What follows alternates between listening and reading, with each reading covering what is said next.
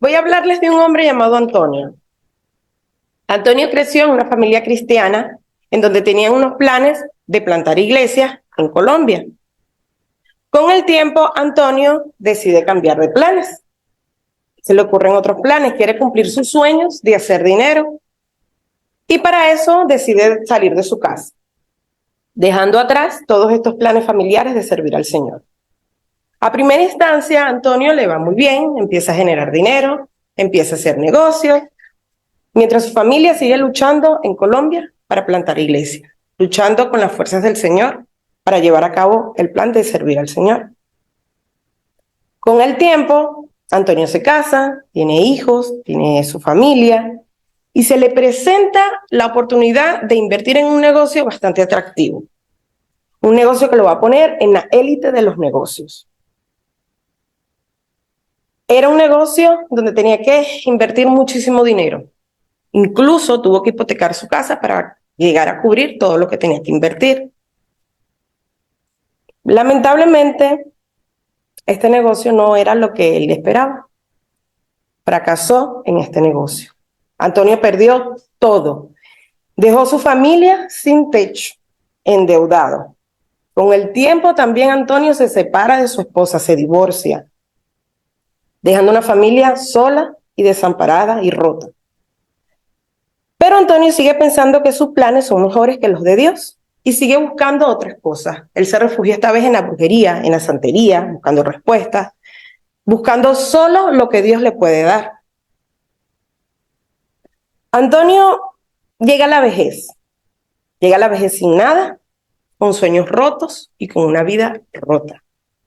Sus hermanos plantaron 4 iglesias y su antigua esposa y sus 2 hijos se convirtieron al cristianismo.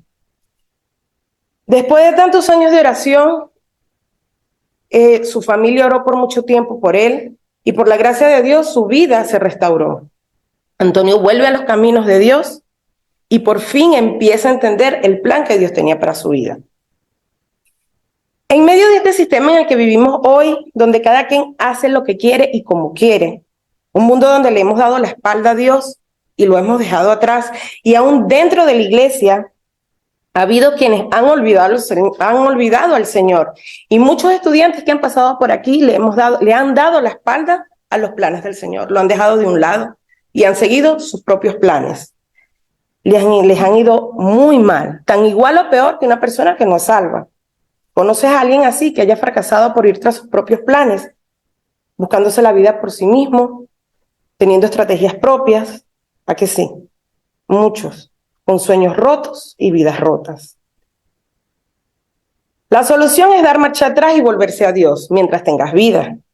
Cuando volvemos a Dios o alguien acepta a Cristo, somos hijos de Dios, y como hijos de Dios somos restaurados. Siempre debemos refugiarnos en el único Dios verdadero, porque en Él tenemos salvación, protección, provisión física y espiritual, redención y un legado eterno.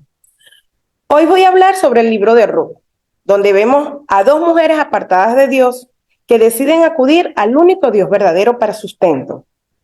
Una vuelve nuevamente a Dios y la otra lo hace por primera vez. Para ponerles un poco en contexto, los primeros 5 versículos del libro de Ruth nos narra parte de la tragedia que se vivía en los tiempos de jueces, donde todo el mundo, donde cada quien hacía lo mejor que le parecía. Entonces, hubo una gran hambruna en la nación de Israel, y de allí salió un hombre llamado Elimelech, junto a su esposa Noemí y sus 2 hijos.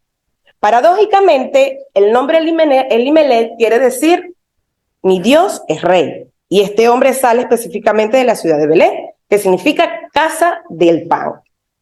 Sale a buscar pan a una nación donde hay otros dioses. Se fueron a Moab, que significa de papá, porque sus descendientes son de los hijos de Lot con su hija por incesto. Y sabiendo todo esto, sabemos que lo siguiente no va a ser nada bueno. Después de unos años muere Elimelech y sus 2 hijos, que estaban casados con 2 mujeres moabitas, dejando a su esposa Noemí y estas 2 mujeres viudas, sin hijos, desamparadas, con sueños rotos y con vidas rotas. Estando en los campos de Moab, Noemí escucha que su Dios ha hecho llover en su tierra y ha provisto de alimento a los israelitas. Y ella decide de regresar al Dios verdadero y a su tierra. Y aquí Noemí muestra misericordia con sus nueras y les dice que vuelvan a casa de sus madres, a sus dioses, las deja libre, que vuelvan a sus dioses para que tuvieran la posibilidad de volver a casarse. Una de ellas, Orfa, decide regresar con sus dioses a casa de su madre. Al contrario, Ruth, que toma una decisión de amor. Ahora sí, acompáñenme a leer en el libro de Ruth, en el capítulo 1, del versículo 14 al 18. Capítulo 1, versículo 14 al 18. Y ellas alzaron otra vez su voz y lloraron. Y Orfa besó a su suegra, mas Ruth se quedó con ella. Y Noemí dijo: he aquí tu cuñada se ha vuelto a su pueblo y a sus dioses, vuélvete tú tras ella. Respondió Ruth: no me ruegues que te deje y me aparte de ti, porque a donde quiera que tú fueres, iré yo, y donde quiera que vivieres, viviré. Tu pueblo será mi pueblo, tu Dios mi Dios. Donde murieres, moriré yo, y allí seré sepultada. Así me haga Jehová, y aún me añada que solo la muerte hará separación entre nosotras dos. Y viendo Noemí que estaba tan resuelta a ir con ella, no dijo más. Nosotros hemos de acudir al Dios verdadero para recibir su providencia, desde lo más grande hasta el más mínimo detalle de nuestras vidas. Entonces, ¿cómo debemos nosotros acudir al Dios verdadero? Primero, debemos acercarnos a Dios por quien es Él. Nos acercamos a Dios por su valor intrínseco, queriendo adorarle siempre, sea cual sea nuestra circunstancia. Ruth toma una decisión de amor. Ama a su suegra, que posiblemente quedaría como una mendiga porque no tenía cómo trabajar, no podía trabajar ni tenía quien la sostuviera. Pero esta decisión también implica la conversión de Ruth al Dios de Israel. Y aquí hay un ingrediente espiritual y una conciencia viva. Ella decide seguir a Dios voluntariamente y con todo su corazón. Y esto es precisamente lo que Dios quiere, que nosotros le conozcamos, que decidamos recibir su perdón por nuestros pecados y que tengamos una relación con Él de voluntad a voluntad y de corazón a corazón. En la parte B del versículo 16 dice: donde quiera que tú fueres, iré yo, y donde quiera que vivieres, viviré. Tu pueblo será mi pueblo y tu Dios mi Dios. Donde tú murieres, moriré yo, y allí seré sepultada. Allí me haga Jehová y aún me añada, que solo la muerte hará separación entre nosotras dos. Cuando nos acercamos a Dios, lo debemos hacer con la convicción de quién es Él. La actitud de Ruth representa una conversión absoluta, una convicción que no viene porque ella tuviera alguna promesa o alguna oferta por parte de Dios. Como ella, nosotros también hemos de estar dispuestos a tomar al Señor por nuestro Dios para siempre y ser consecuentes con esa decisión. Cuando aceptamos a Jesucristo como nuestro Salvador, pasamos a ser parte de su familia, de su pueblo y de su iglesia, donde el amor es la preeminencia. Tu pueblo será mi pueblo, lo dijo con convicción. ¿Hay alguien aquí, hay alguien en tu iglesia o aquí a quien se te haga fácil de amar? ¿A que sí? Por ejemplo. ¿Y habrá alguien aquí o en tu iglesia que no ames? Como Jesús dijo, que ames como a tu hermano y parte del pueblo de Dios. También, ¿verdad? Vive tu elección por convicción y no por emoción. El versículo 15 dice: he aquí tu cuñada se ha vuelto a su pueblo y a sus dioses. Y el 16 dice: Ruth responde: tu Dios será mi Dios. Ruth renuncia para siempre a los ídolos y abraza la fe del Dios verdadero, del Dios de Israel. Al tomar al Señor por nuestro Dios para siempre, también trae la decisión de renunciar al Dios de este mundo.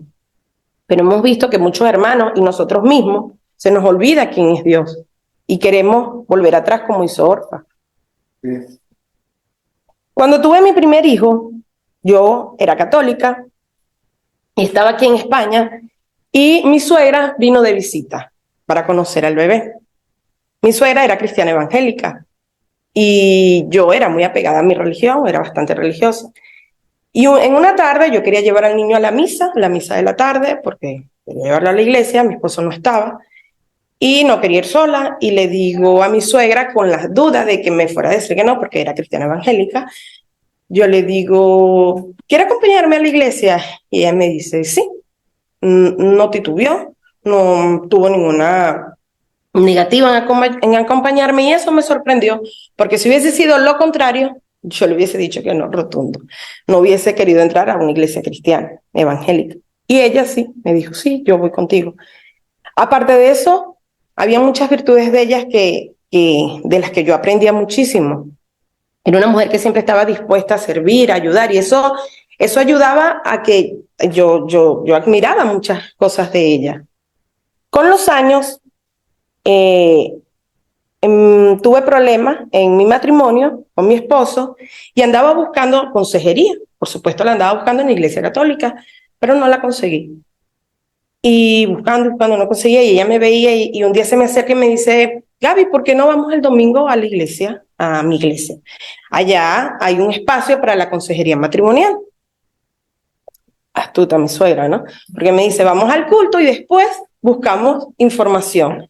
Y yo, de una vez se me vino el recuerdo de cuando ella no me dijo que no para ir a la iglesia, pues yo, vale, vamos, le dije.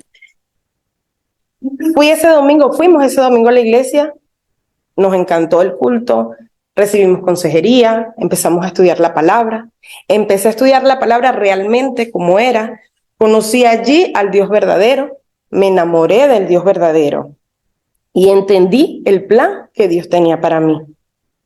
Nuestras vidas cristianas conllevan un compromiso completo hasta la muerte. Toma y ama al pueblo de Dios sin condiciones, con la misma convicción que lo declaró Ruth. Vive tu elección de haber tomado a Cristo como tu Señor por convicción y no por emoción, como lo hizo Orfa. Entonces, nos acercamos a Dios por quien es Él, y cuando nos acercamos a Dios por quien es Él, punto 2, Dios se mueve a nuestro favor para manifestar su misericordia a través de su provisión.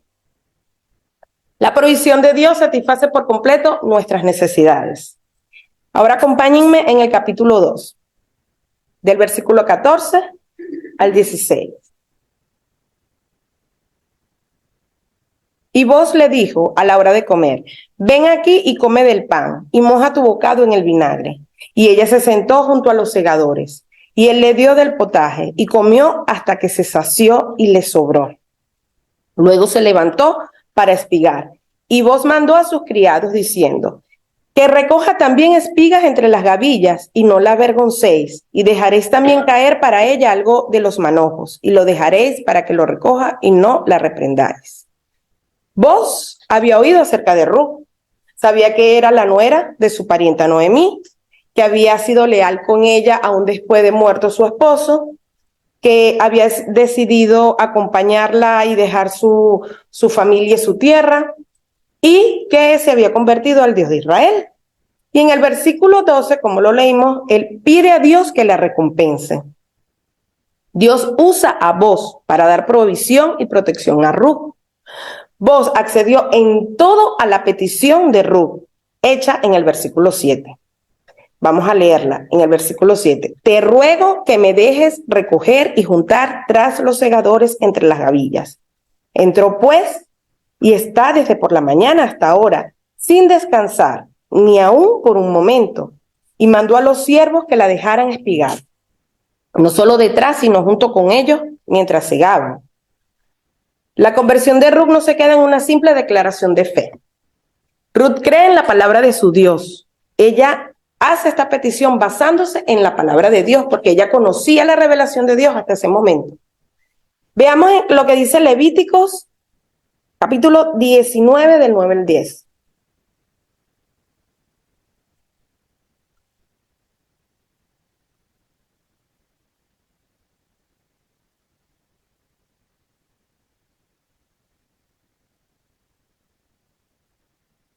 Cuando ciegues la mies de tu tierra, no segarás hasta el último rincón de ella, ni espigarás tu tierra segada, y no rebuscarás tu viña, ni recogerás el fruto caído de tu viña. Para el pobre y para el extranjero lo dejarás. Yo Jehová vuestro Dios. La ley de Moisés permitía a los pobres, a los extranjeros y a las viudas Entonces Ruth caía en esta categoría. Les permitía rebuscar en los campos después que habían pasado los segadores. Ella va con la convicción de que la palabra de Dios se va a cumplir en su vida. La palabra de Dios es verdad y funciona. El Señor nos promete provisión y protección cuando tenemos su palabra como única opción. No sé si a ti te pasa, pero a mí sí, que a veces soy como Elimelech, queriendo buscar protección y provisión en otra cosa que no es Dios. Y terminamos como rotos y dañados. Pero cuando tenemos una fe y convicción en que la palabra de Dios es única, es verdad y funciona, entonces Dios satisface por completo nuestras necesidades. El versículo 14 termina diciendo que comió hasta que se sació y le sobró. El director nos cuenta en clase un testimonio donde en una época al ministerio le hacía falta una gran cantidad de dinero. Para ser exacto, le hacían falta $170,000. El director nos dice que él ora y se refugia en la palabra de Dios, porque la palabra de Dios es verdad y funciona. Que el ministerio es idea de Dios y que él lo sostiene y descansa. Por la gracia de Dios, la provisión empezó a llegar. Empezaron a llegar primero 50,000, luego por otra persona, un empresario, ofrendó 5,000, y luego otra persona terminó ofrendando 15,000. ¿Cuánto suma esto? 70,000. Todavía hacía falta una gran parte. Luego el director nos cuenta que recibe una llamada de un hombre que le cuenta que estuvo escuchándolo en un programa en la radio hace unos días, al director comentando lo que el ministerio de WorldLink estaba haciendo por el mundo. Y este hombre se vio impactado y que también había leído los últimos 4 meses su carta de oración.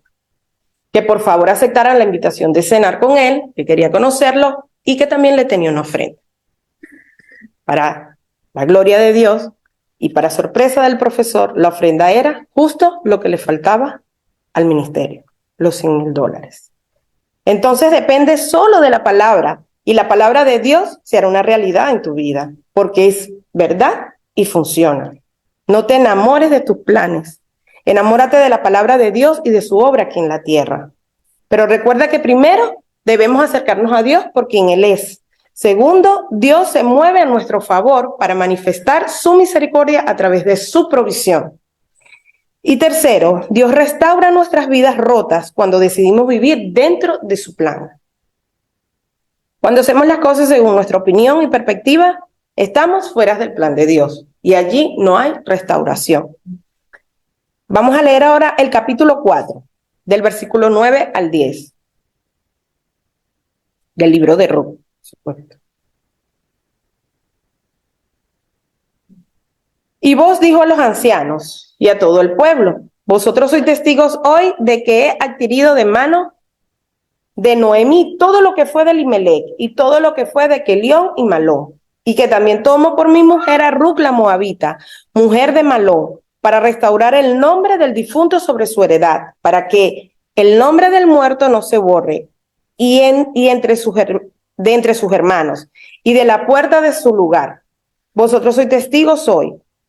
Dios restaura a una mujer viuda, sin hijos, con una suegra a cargo y con una vida rota, por tan solo elegir el plan de Dios y no el de ella. La redime de su estatus de viuda sin hijos, lo que significaba ser pobre y sin esperanza y posiblemente una mendiga. Porque el versículo 10 dice, también tomo por mi mujer a Ruth la moabita. Vos es el redentor de Ruth. Nuestro Señor Jesucristo es nuestro redentor, un redentor eterno, quien nos miró con tierna compasión y nos sacó del deplorable estado de miseria, de pecado en el que nos hallábamos. A muy alto precio, a precio de su sangre nos compró. Es Jesús quien restaura nuestros sueños rotos y decidimos vivir dentro de su plan. Dios es fiel cuando nos acercamos a Él y vivimos dentro de su plan.